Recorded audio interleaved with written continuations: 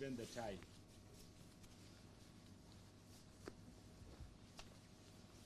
So, just by way of introduction,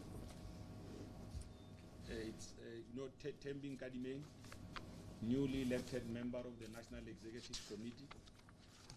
She's going to be presenting resolutions of local governance and legislature, of governance and legislature, and then Comrade Joe Maswangai, again a member of the National Executive Committee, is going to be presenting on finance and sustainability. Comrade Fasia, she's from the ANC Youth League. She's in the structure of the NYTT. She's part of the committee that we appointed as the National Executive Committee to deal with renewal. She's going to be presenting on renewal. So we'll start with Comrade Joe, and then we'll take Comrade Tembi, and then we'll take Comrade Fasia, and afterwards we'll open the floor for questions. So I must just make a special plea to the presenters that we try and give them the resolutions, given the time that we have been with them since 7 o'clock in the morning. And we must thank members of the media that they agreed to be detained for this long. So hopefully this will be worth a while. Comrade Joe, over to you. Thanks very much, Comrade Pule, and our colleagues from the media fraternity.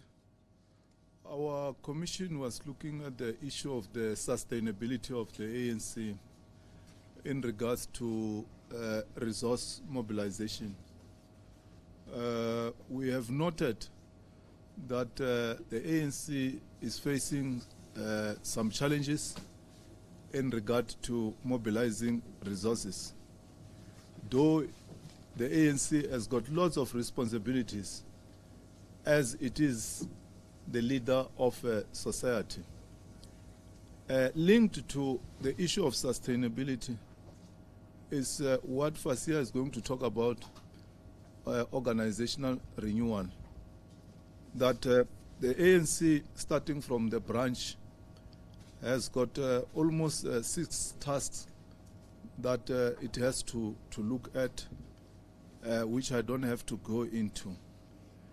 After having noted all those challenges, conference has resolved that the state should be able to fully fund the activities of political parties.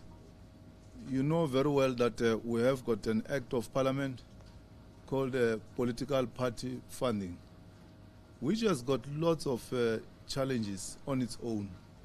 And we are looking at the possibility of reviewing that legislation. Because at some stage, though it has got good intentions of openness, but it has got unintended consequences where most of our conventional donors are no longer prepared to fund political parties because of the challenges of the political party funding legislation. So be that as it may, we are arguing that the state should increase its allocation. As you know that as of now, those political parties that are represented in parliament do get allocation from IEC. But we are saying that Parliament itself should be able to fund political parties. Of course, we are looking at internal measures like the membership fee, which to a certain extent we might increase. For now, it's 20 Rand for a year. We haven't taken a final decision today. Conference has delegated the NEC to look at reviewing the membership fee. We are going to look at this with a full cognizance of the situation that our people find themselves in now. so that at the end we don't increase membership fee to an extent that ordinary people are not able to subscribe to the ANC, whereas the ANC is the organization of the poor, and it is pro-poor. There are also other measures in terms of raising resources, where we'll look at the property portfolio as the ANC and utilize our property assets to generate additional revenue. I don't have to go into details about that, but also we'll have to also to look at other measures like strengthening the research-based policy, monitoring, evaluation, capacity to support evidence-based decision-making. Also, to further look at the issue of training, capacity building of our staff. I've spoken about the property portfolio, but also look at other investment opportunities. So as for the ANC to raise resources to finance the activities that come with responsibilities of the ANC as a leader of society, because that on its own make the ANC to have got lots of tasks, because you don't decree to be a leader of society. You have to earn it, and we believe that the ANC has earned that status to be the leader of society. But for it to be a leader of society, it must have requisite resources. So we are looking at all these strategies to make sure that the ANC has got the requisite resources to be able to lead society efficiently. Thanks very much, Comrade Pule and our colleagues. Okay, thank you very much, Comrade Pule, and good evening. Legislature and Governance Subcommittee. 8 key things, and I'll rush through them quickly. Maybe we will expand on them later. And they are not necessarily in any order of priority, but as they were raised. I'm sorry, I'm trying to understand the sign language. Oh, move them this side. Sorry. You can come closer. Oh. Okay. All right.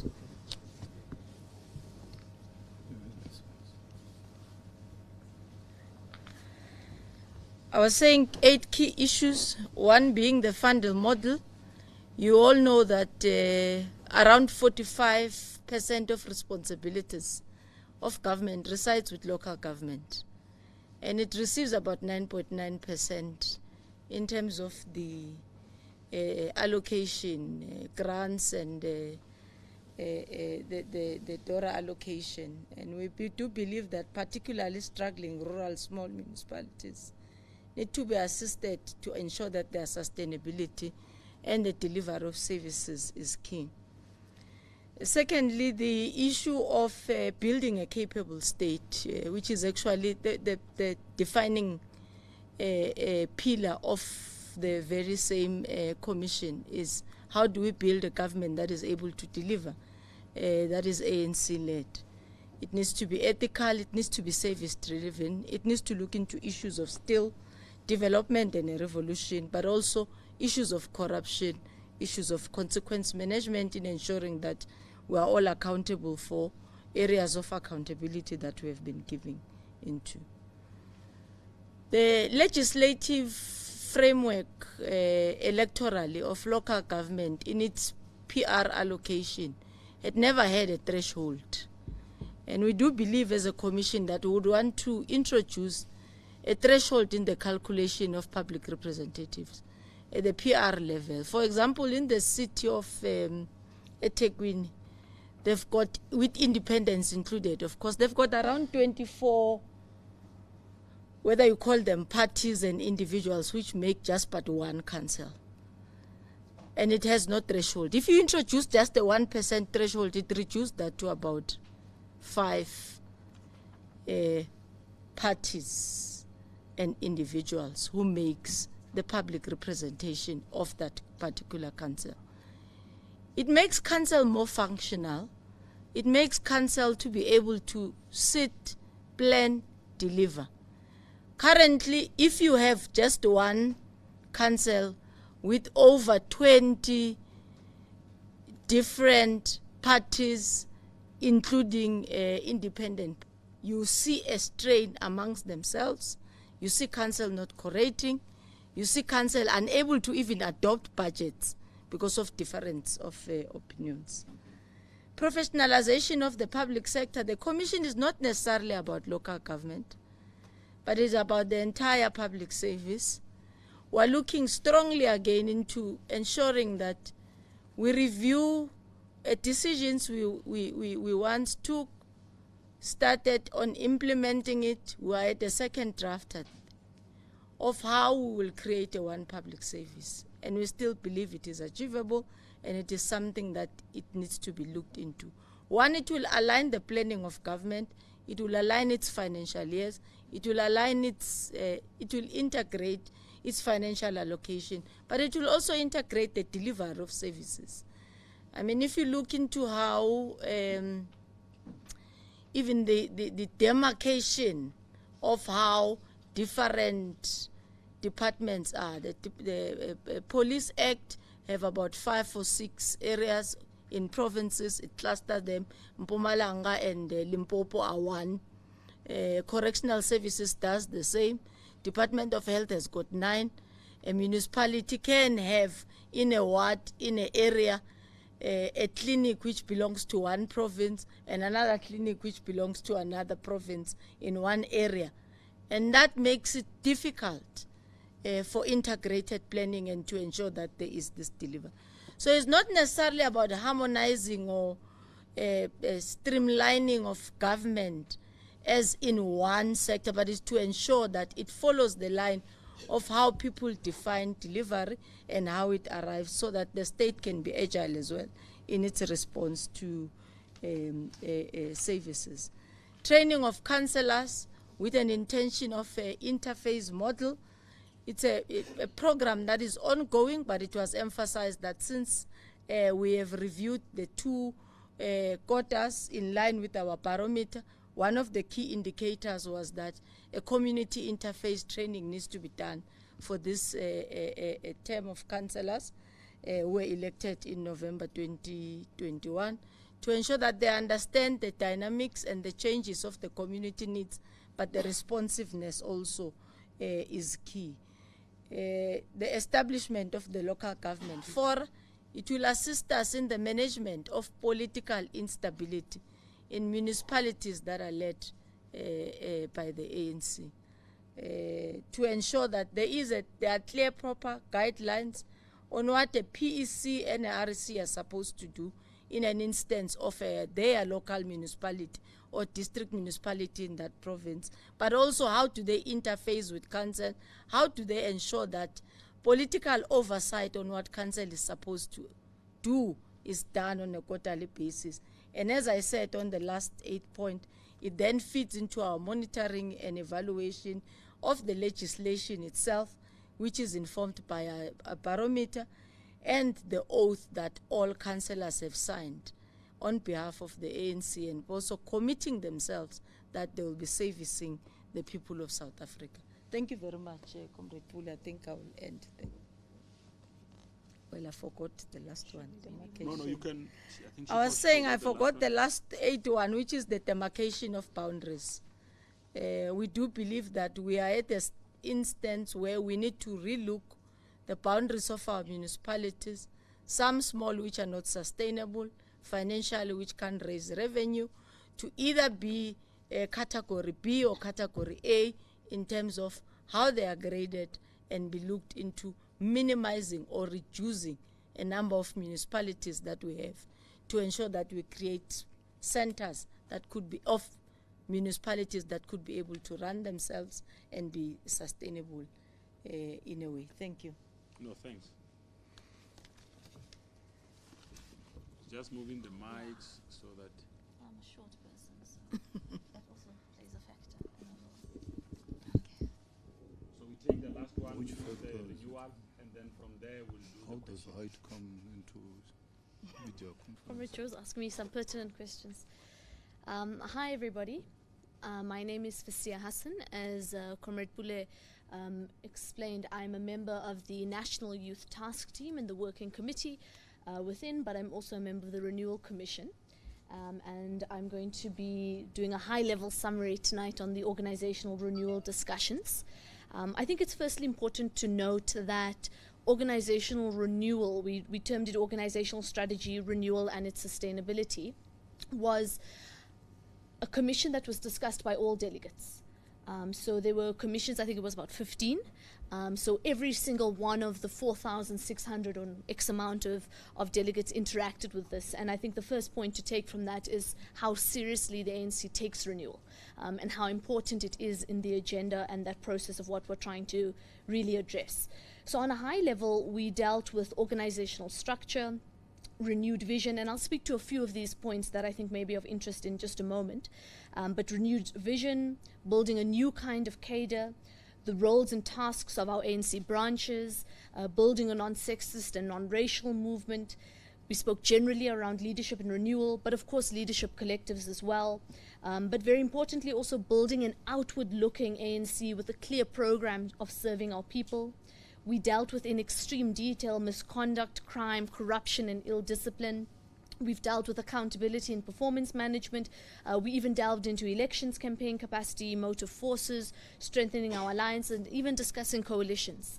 But overall, what I think is important and of interest, not just to the media, but to the millions of South Africans out there who I think just see a particular brand of ANC. They don't see the policy. They don't see the extreme thought. You can see it's now the middle of the night and we are briefing the media and the country on policy. They'll probably only see it in the morning. But again, just showing that there's a different kind of ANC that's here that may be sometimes missed. And so what is important is the overall renewal process has been reaffirmed by the 55th National Congress in a various different forms and timelines.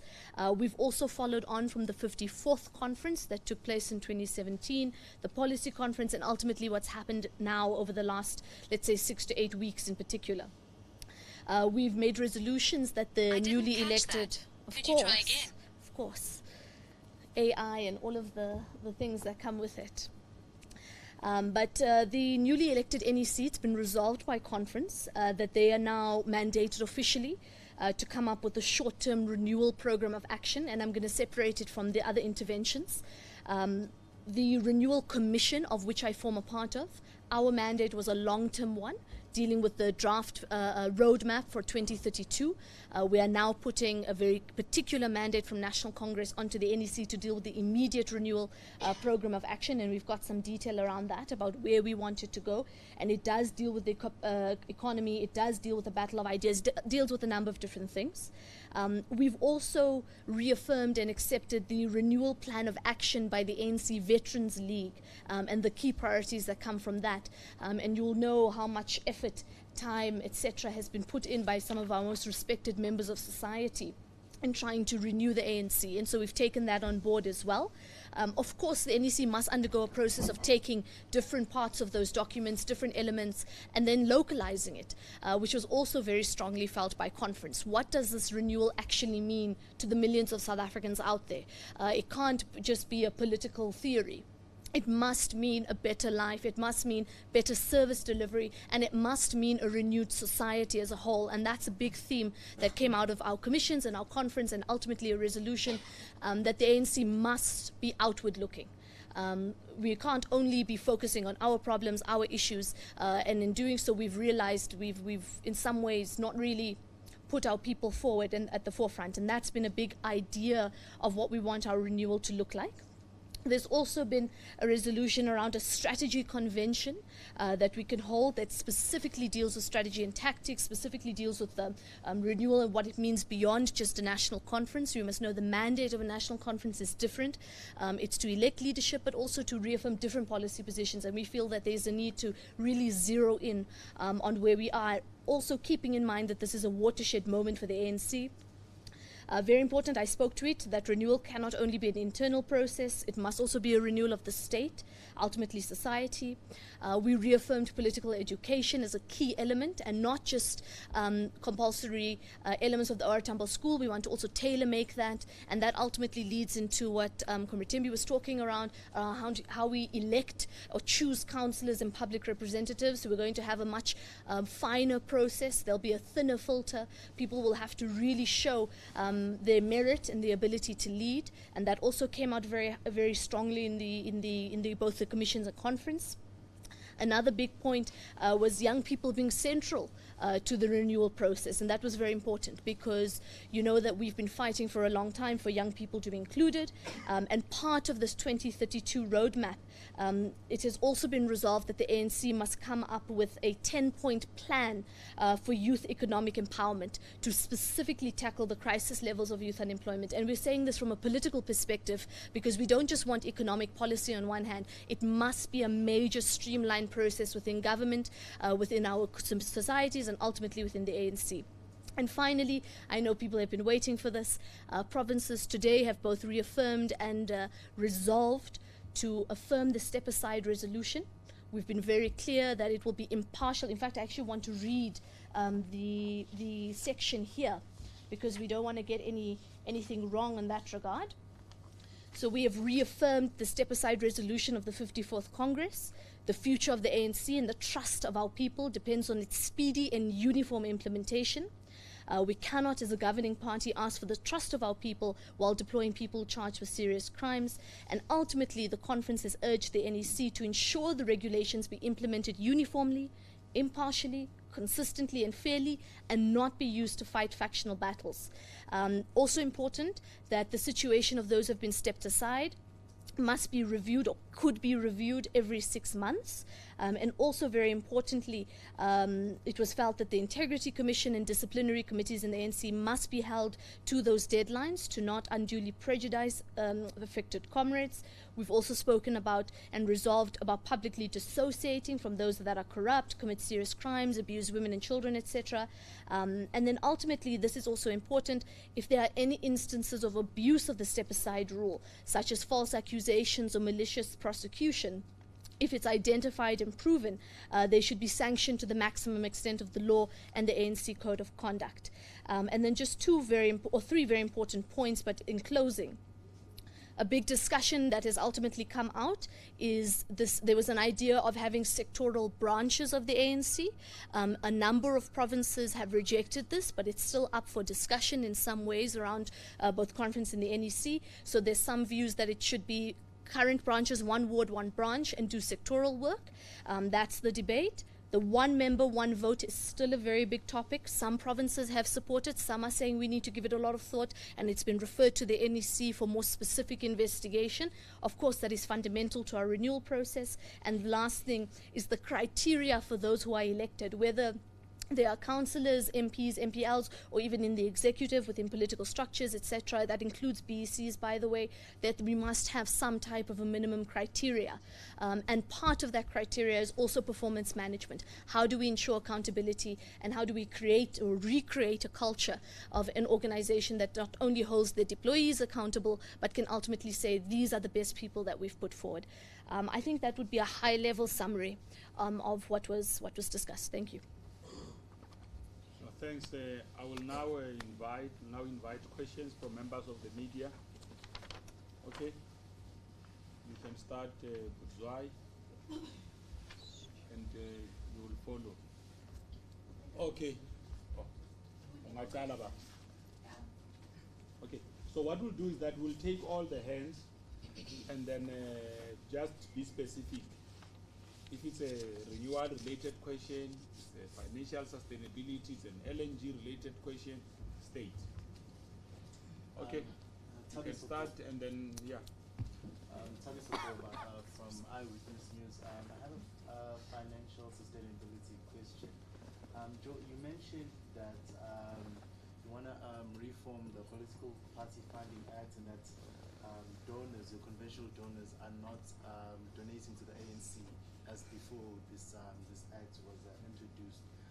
Is there a reason in your discussions, is there a reason that was raised in terms of why donors do not want to be seen to be funding the ANC?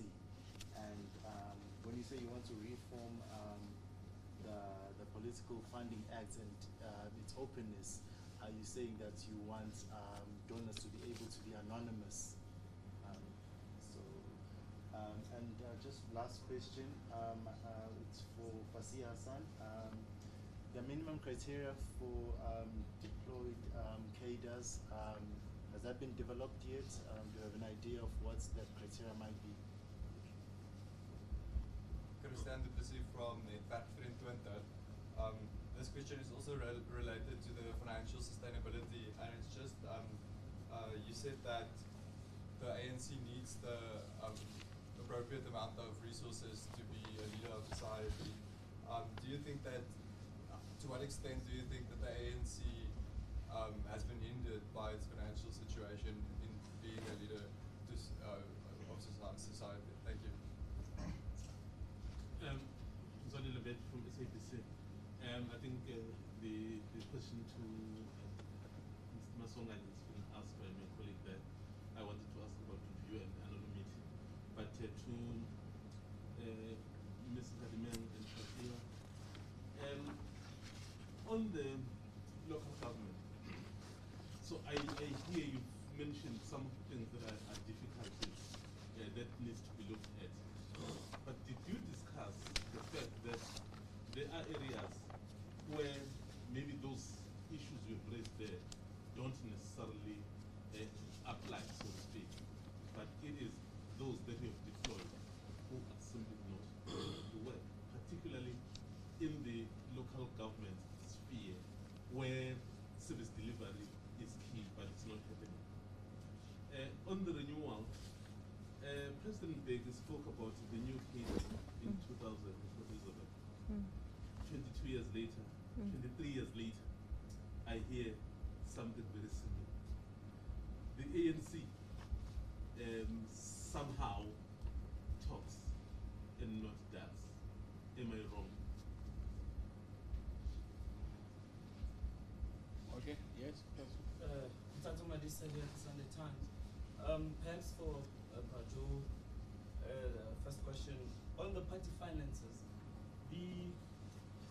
my understanding is that the amendment or the proposal to amend the Party Funding Act was supposed to be introduced as early as January 2022, last year, in Parliament. Do you know what has led to this delay and what has been the impact on the party so far? And my second one to Sis Tembi. You mentioned the introduction of a party threshold in council. Perhaps I'm the one not understanding you, but are you not muzzling democracy by limiting the number of parties or independents that participate in council, in municipal council? So, yeah, and maybe secondly for Sis Tembi, can you please just expand on the grading of the municipalities? You mentioned that there's a view of reducing some of the municipalities that perhaps are not generating revenue. What are you looking at there? Maybe just to expand for us who do not understand. Fasiya, the review of step aside or cases of those who are on step aside after every 6 months, it has been spoken about quite several times, but I just want to understand, what do you guys think you'll base it on, this review? Will you not be seen as trying to pressure the NPA into moving fast on ANC-related cases or ANC members' cases? How are you going to maneuver that space? Because if you're saying the ANC is going to review whether a member is on step aside after every 6 months, if the NPA is not moved, what do you then do? And then you also mentioned, Fasiya, the issue of those who are making false accusations being punished. Are you only referring to those who are ANC members making false accusations against ANC members? What about those who are not in ANC? How do you punish those? How? Yeah, that's it for me. The true state of affairs. You can start first. Mawande and then Oh, they're still asking. Good evening. Okay, come to you. My name is Mawande from the Sunday Times. Fazia, let me start with you. Perhaps to drive home further the point that was made by Bromwai on the building of the new cave, which has been, as he correctly puts it, the gospel of former President Mbeki. We went further to say that cave is better few, but better. What kind of a new cadre was discussed in this particular conference? And then, Fasia, again, you also go on to say young people must be central to the renewal process. Some argue that this push for young people to just swell the ranks of leadership positions doesn't have content. What kind of young people? Because being young alone is not enough to qualify you for a leadership position. And it doesn't mean just because you are young, you understand the issues and you are better than the old people. In fact, more often than not, it's the other way around. Did you discuss the content on what kind of young people? Because young alone is not enough. Some argue. On the step aside resolution again, Fasia, some people, for instance, as it were, since this issue has been contentious since its inception, the step aside rule, have been arguing that it is against the principle of natural justice in that it contradicts the Constitution that says everyone is innocent until proven guilty by a court of law. And being charged alone is not proof that you are guilty. Did you guys go into that particular aspect of comparing the step-aside rule to the Constitution of the country, which is the supreme law of the land that says everyone, which is why people can get bail and still be in society while charged, but the ANC says you can't be in a leadership position. But Joe, on the issue of, probably my brother has asked this one on the political funding act, but that's a second question for me, Brazil Dore. You say on the issue of financial sustainability, on top of IEC having to increase the funding that it already gives members, you add and say Parliament itself. I don't know if I understood it correct. What do you mean exactly by that? Because IEC is already an institution of the state. So if you say Parliament, where does Parliament get that money from to increase the funding for the parties? Austin, you speak about municipalities. On the issue of the demarcation, you speak about the municipalities that are financially unsustainable. If I don't know if I understood correctly, you mean they must be merged with those that are financially sustainable? And also on the matter, did you discuss the issue of cadres that see municipalities as a form of employment? How are you going to manage that if you merge the financially unsustainable municipalities with those that are financially sustainable? Because it means now less jobs for cadres. Did you discuss those issues at all? Thank you. Okay, David. My name is Ndebwa with the SABC. In fact, two questions have been asked already, but maybe to Prajo. The last time I checked, by his own admission, the Treasurer General said almost over 70% funding the ANC comes from the private end, meaning comes from business. How independent is the ANC in terms of policy formulation and policy implementation that is independent from the influence of business, based on a lot of money coming from business? And now you say most of the funders, in fact, are reluctant to fund ANC because they would rather choose to be anonymous as opposed to be known. How influential are these people if you get 70%? And then on the step aside, maybe still on that, when you went to Parliament and moved for the adoption of that party funding act, did you think about it as the ANC, or you just went there not knowing the ultimate political ramifications and even on the step aside, what Mwali asked, question around that in terms of whether do you think, are you saying someone is guilty before being proven innocent by the court of law?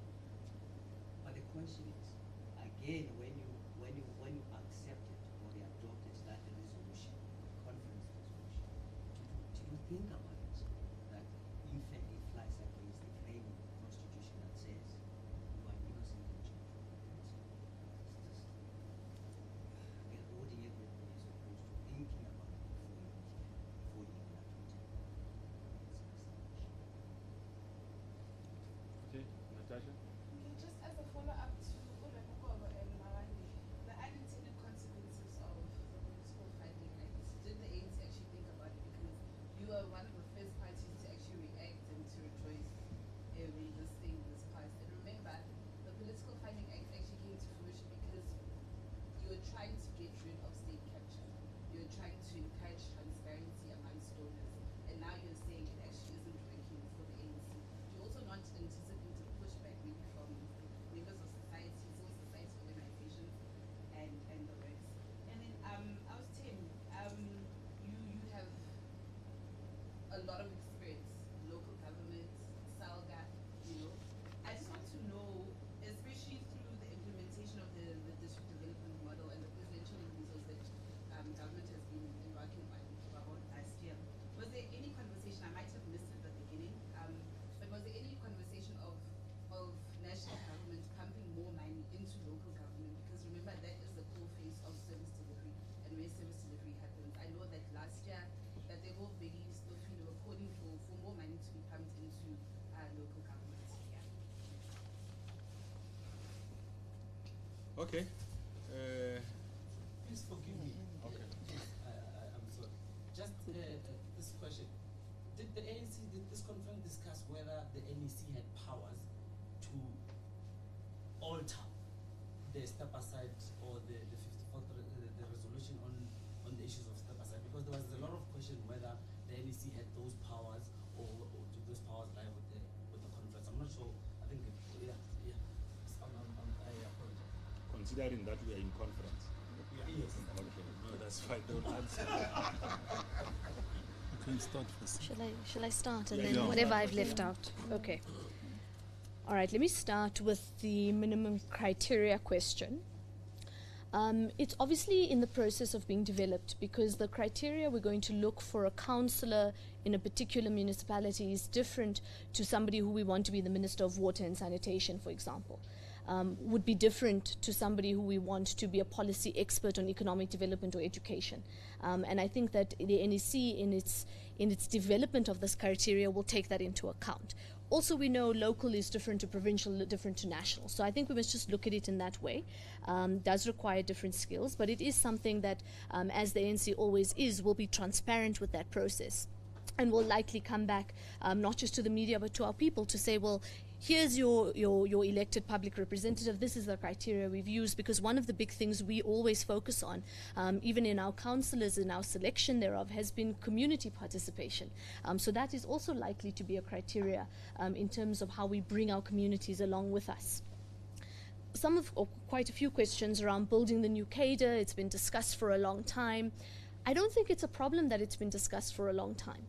The ANC, in its culture, in its very roots, when you read about it, when you really take it in, the ANC talks about things well in advance.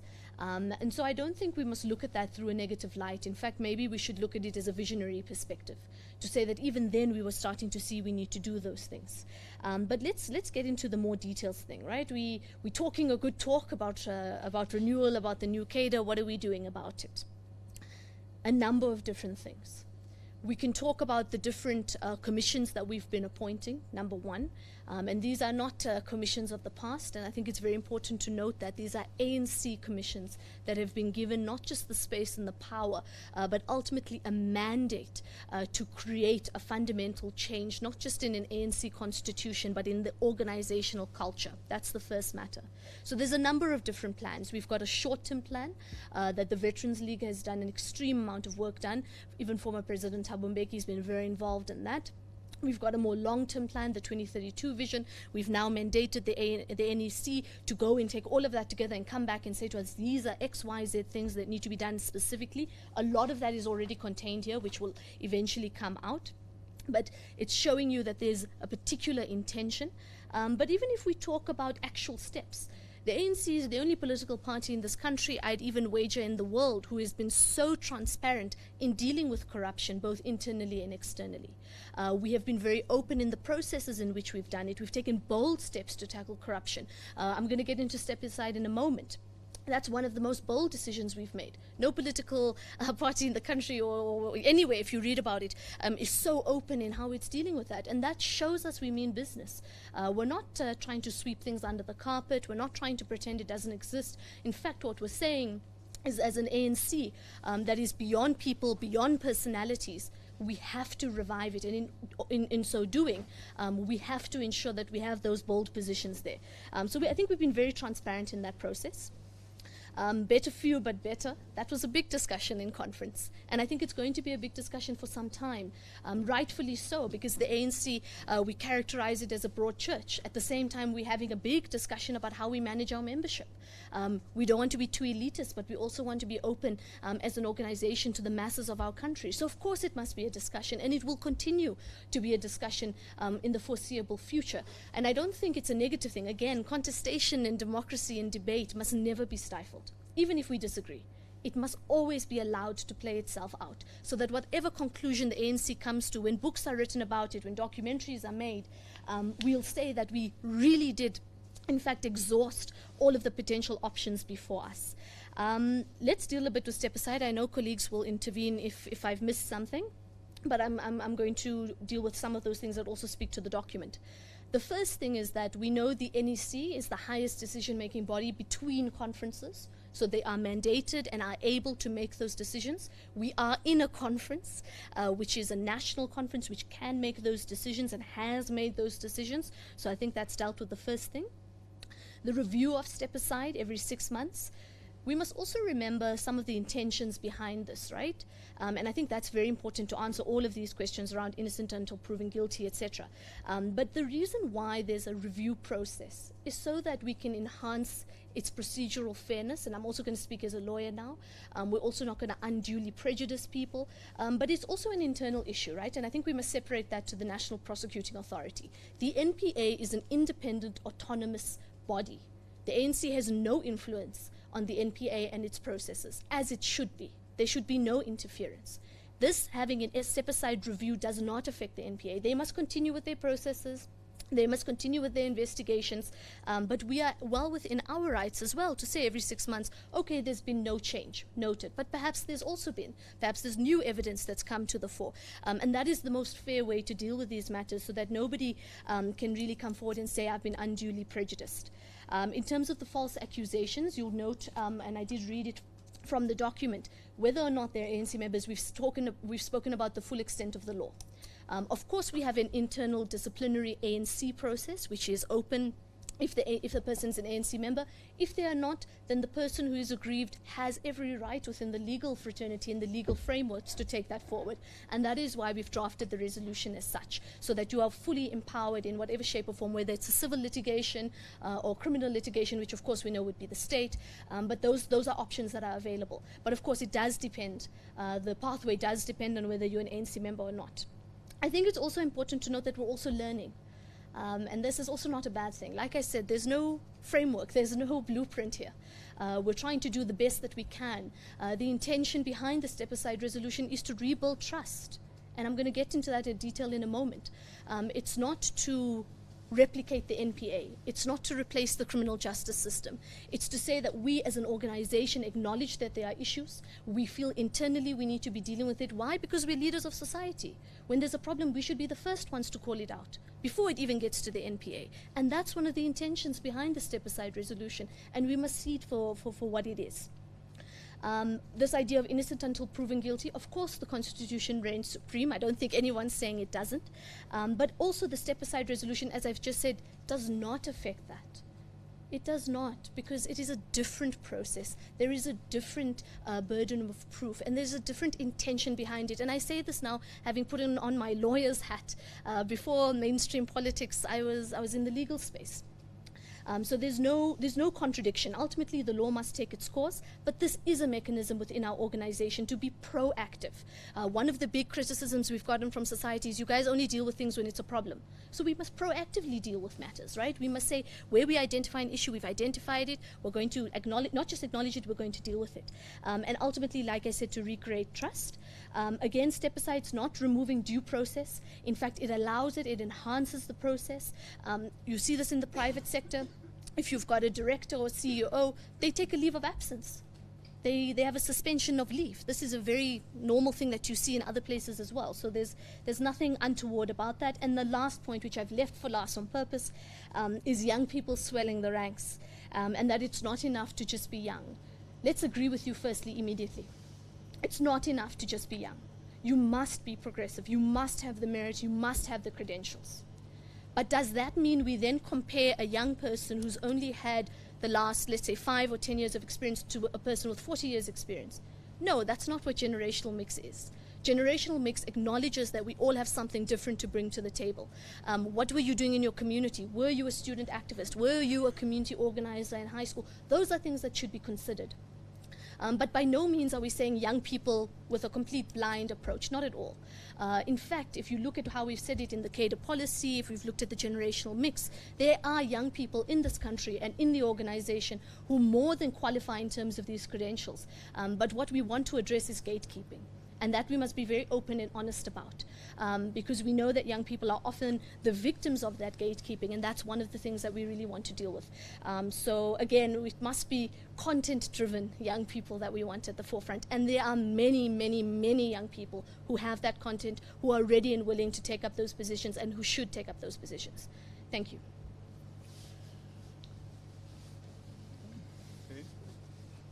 Oh yeah, let me help you. Finish. Okay. Or Okay. we come this up, or we come back. Well, I can take. Yeah. Okay. Fine. Oh, Sure. Comrade Joe. Can take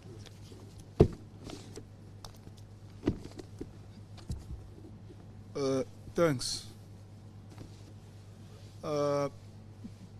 There were good intentions of promulgating the political party funding. You will remember that South Africa is part of also FATF and other multilateral organizations. FATF is an organization, it's intergovernmental kind of multilateral organization that looks into compliance on various issues. And you will remember its background as a result of the terrorist activities, the 9/11 in America. And since then, when South Africa became a member, there has been lots of regulations that came from FATF that we have to comply with in regard to openness. And amongst those is to make sure that political parties, for instance, do not receive money that are proceeds of crime. They are not also involved in terrorist activities and also money laundering. So you will remember even right towards the end of last year, as Parliament, we were quite involved in passing legislations to make sure that this February, I think end January or February, there's going to be a FATF session to relook or assess the compliance of South Africa in regard to regulations. Because for now, South Africa, I think, can comply up to 20 out of 40 or so regulations. So there was a good intention to pass this legislation. but it has come with unintended consequences. That's one thing for sure. I don't have to go into details why business, for instance, is no longer more interested in funding not only the ANC, even other political parties are having serious issues like we do as the ANC. Hence, we are saying that even if we don't amend the legislation, we are calling upon the state to increase the funding to political parties. As of now, of course, the IEC does allocate money to parties that are represented in government. Though also in Parliament, Parliament does allocate budget for political parties through caucuses. It funds constituency offices, the office of the chief whip, and various activities of parties there in Parliament. Of course, the money is not as compared to the one that allocation that come from IEC. The IEC allocation is much higher compared to what parties get through the office of their whips, the caucus. The ANC, as a leader of society, has got very huge responsibilities, operational costs, and of course running its programs, because it's not only about financing the staff, the admin, but we have got so many programs that we run in communities, and that comes with a lot of financial costs. And you know, we have been facing lots of challenges, more especially in the previous year, in regard to even paying the staff salaries. The money that we get even from levies, we generate money through donations, levies. As members of parliament, we pay levies and other means.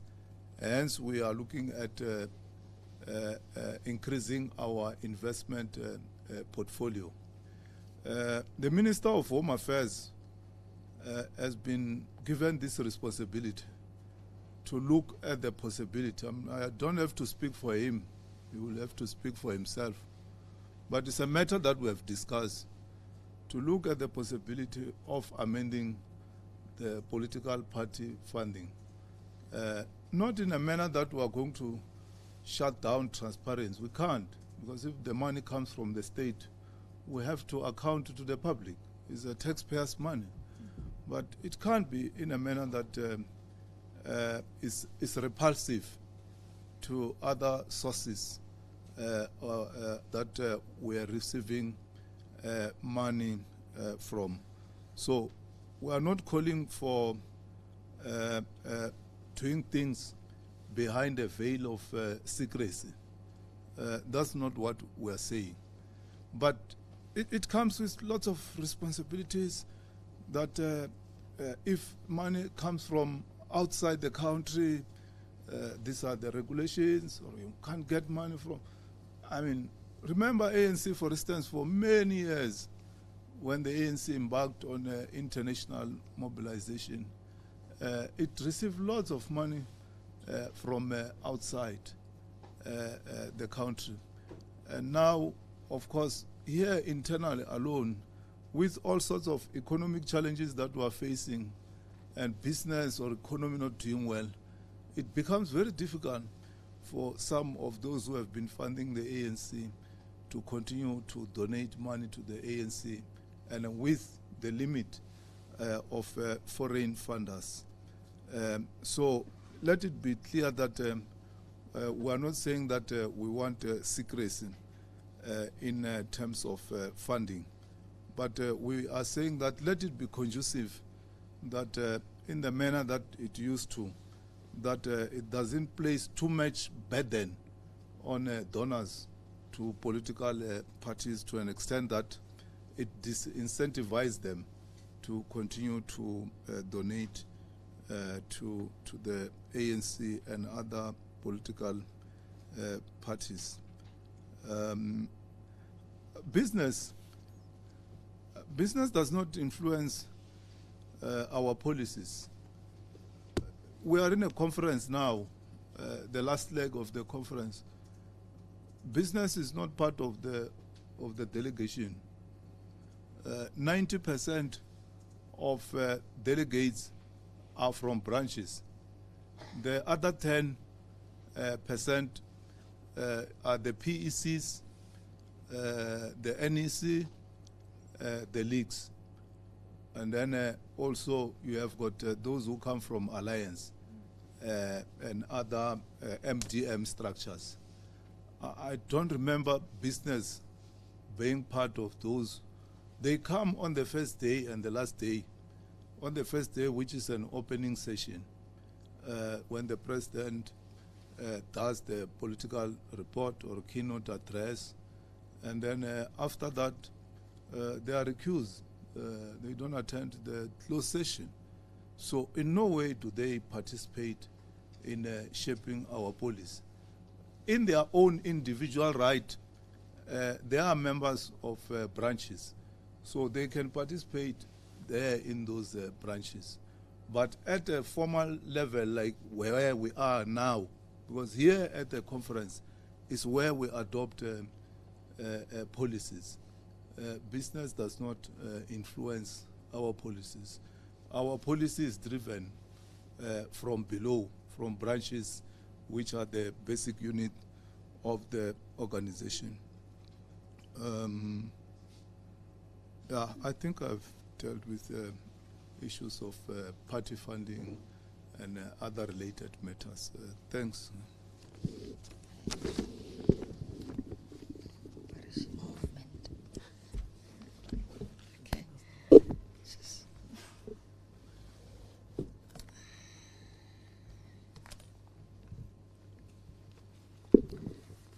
Okay, thank you very much for the questions. Mzwandile, I think we are saying the review and the re-establishment of the local government forum is based on the fact that on just but not one area that we have raised, but you are saying there are municipalities where all is well, funds, they are able to generate revenue, but they are not functional. And the discussion at conference has been to hold them accountable. One, by setting the targets of what their delivery is supposed to be. And that step was done. It was actually the 2017 resolution, which is what led to the establishment and the launch of the barometer, which had targets, including even how mayors and other Section 79 and 80 committees heads will be elected. The monitoring and evaluation now, which is the responsibility of this forum, is to ensure that what are the plans in place, Honorable Mayor and others, for the delivery of water in particular point, in sanitation, refuse removal, etc. So it means it is based on the targets of delivery that would have been set. Together at that level, politically, jointly by the municipality, its council, as headed by the mayor, of course, or called Troika PMT, and reporting to that regional office and a political office, which is overseen in the office of the president of the ANC, and Comrade Sibongile Pesani in the previous NEC was assigned with the consolidation of those reports. Now, we had the structure before. When we introduced the changes of the NEC and the interviews and the announcement of mayors by the NEC, I think we did not make sure that the structure still continue to function and as initially it has been functioning. But secondly, the structure needs to look into relations of PCs, RCs, and councils. I mean, that's where political instability earlier on that I spoke about. In some instances, the non-functionality is not necessarily based on whether it's the law or the council itself or the funds. It's about how we relate. That there has, Mangaung is one best example that I know for a fact. That is more about relations more than anything else. The dissolution of the Tsawotla was more about relations than anything else.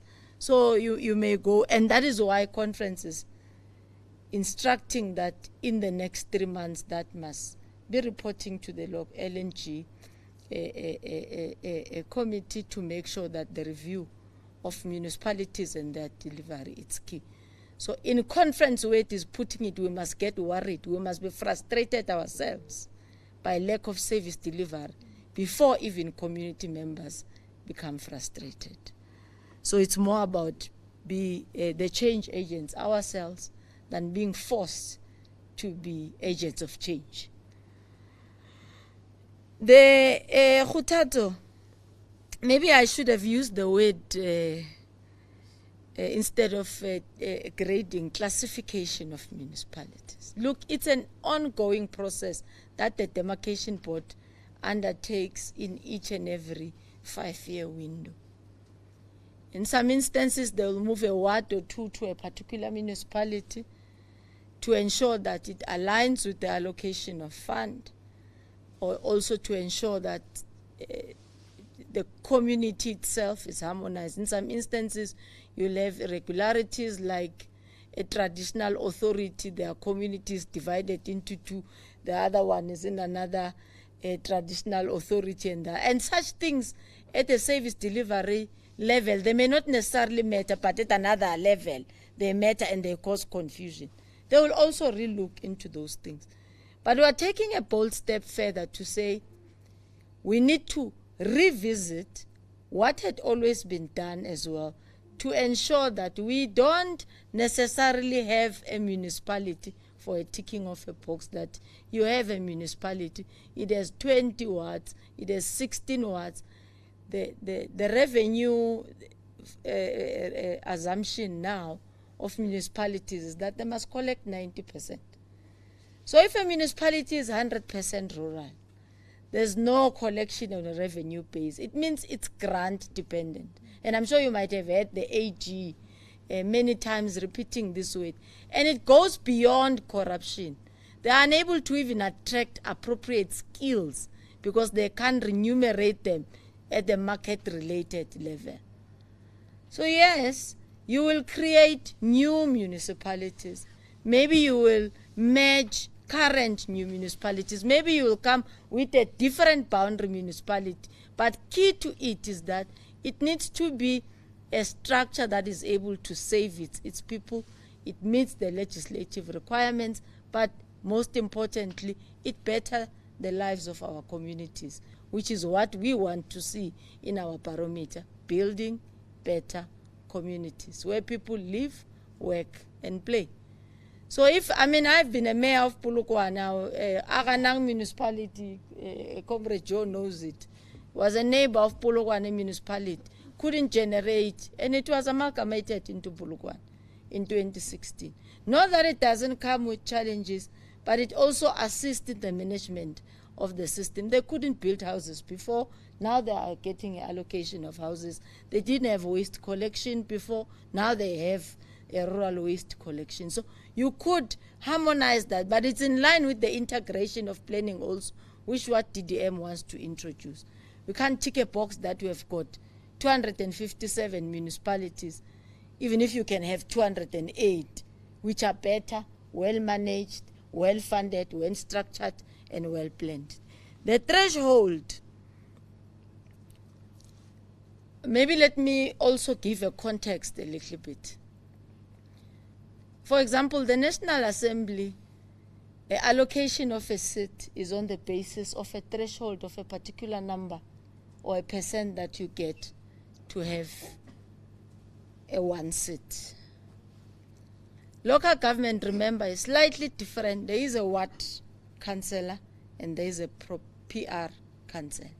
Now, ward councillor, we all know we go into a box. We know it is Mrs. X, and we tick next to him or her, and that's how we elect a ward council.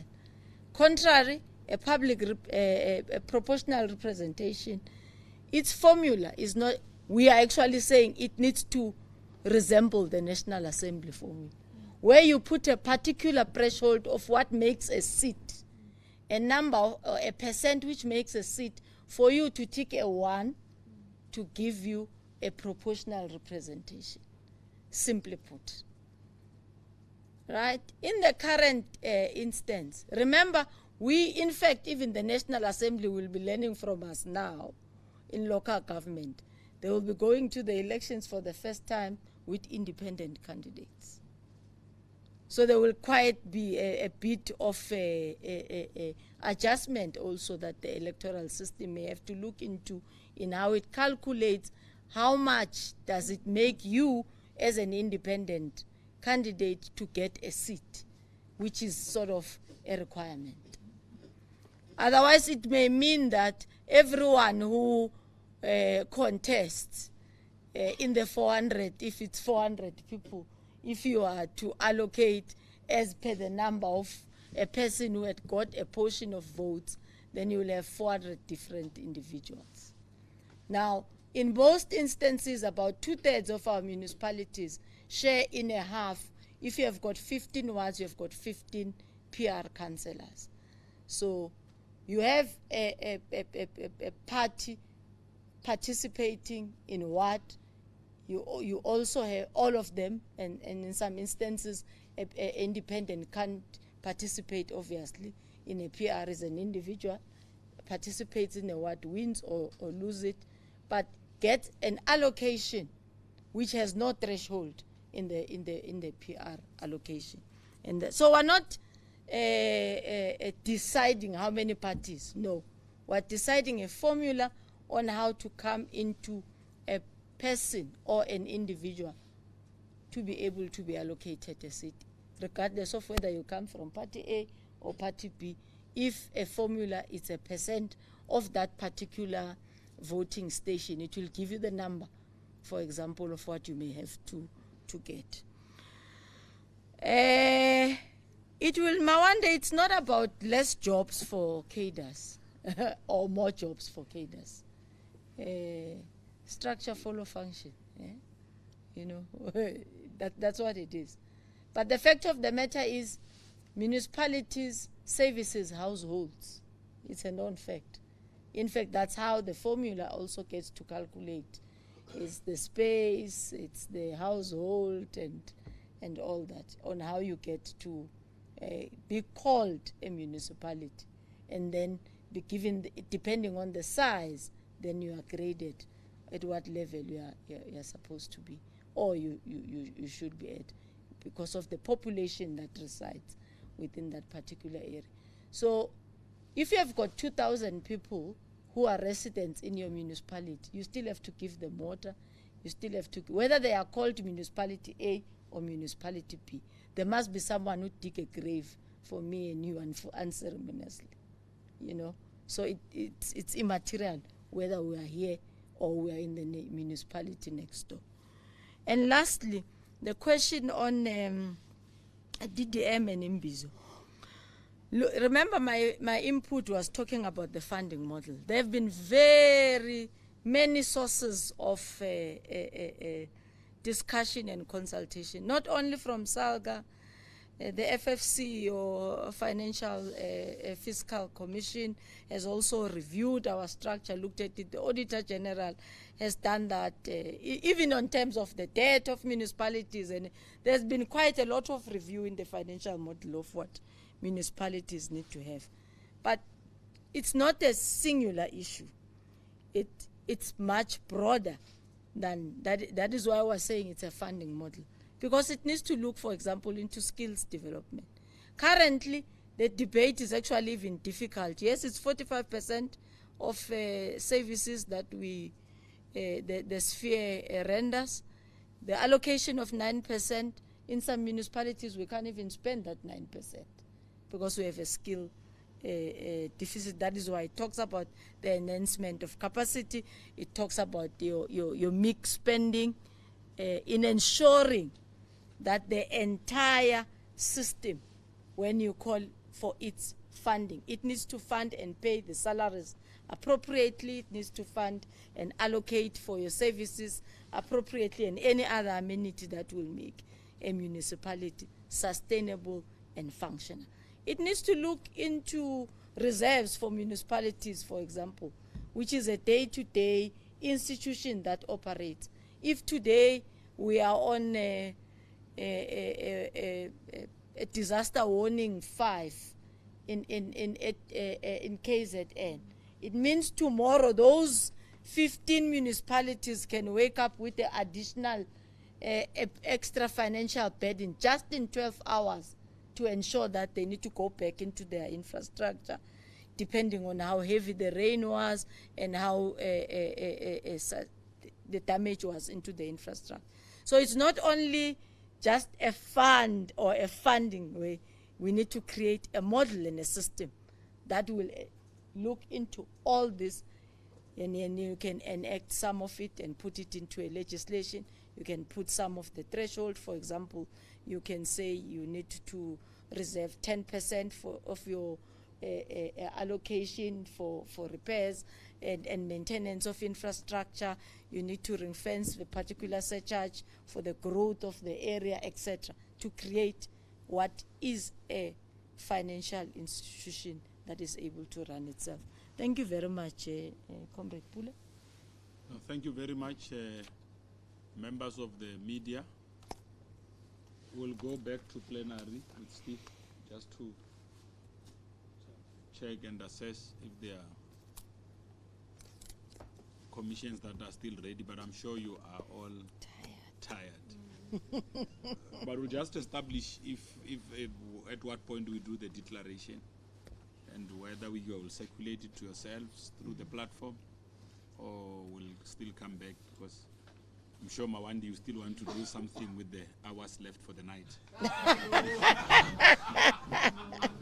No, I must also acknowledge the presence of Comrade Pax, who is a member of the National Executive Committee. I said you must answer all the Yeah. questions. But you did well. I said you must answer all the difficult questions. You answered everything. You left nothing. You left there for the party. Yes, we know. Is the president still going to close, or has he closed the other 10 minutes? He's still going to close. Yeah. And it's going to happen tonight. Thanks, Fasia. Or this You morning. guys did well. No. Yeah. Thanks, Thank you. Yeah, there will be a declaration, there will be the president closing. We'll have to make sure by the thanks. But Rachel was not saying. Yes, influence. Not that they are taking. Yeah. You see, I was saying this.